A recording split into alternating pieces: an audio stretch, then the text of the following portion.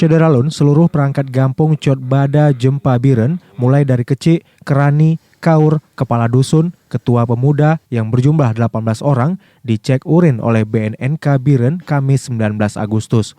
Kegiatan yang dilakukan di desa tersebut sudah ditetapkan sebagai desa tangguh narkoba.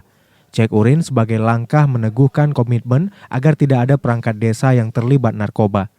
Kepala BNNK Biren AKBP Trisna Safari menjelaskan maksud kehadiran tim BNNK ke desa Cot Bada karena desa ini salah satu desa yang sudah ditetapkan sebagai desa tangguh narkoba. Untuk perangkat kampung Cot Bada Jempa ini kita lakukan sesuai dengan komitmen dari perangkat kampung, utamanya dari Pak Kecil yang menyatakan bahwasanya kampung Cot Bada Jempa ini harus bebas dari perangkat kampung.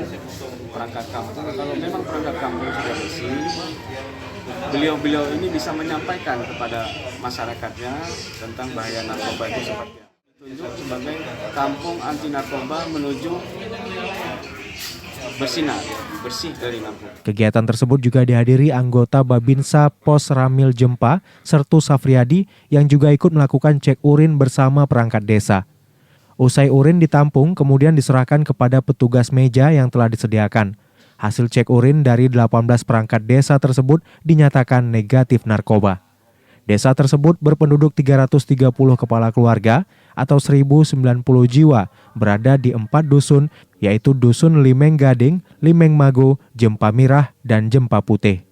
Secara geografi, desa Cot Bada berada di sebelah timur perbatas dengan desa Kuala Jempa, sebelah barat dengan desa Tempuk Baruh, sedangkan sebelah selatan dengan Tumpuk Tunong dan sebelah utara dengan Selat Malaka.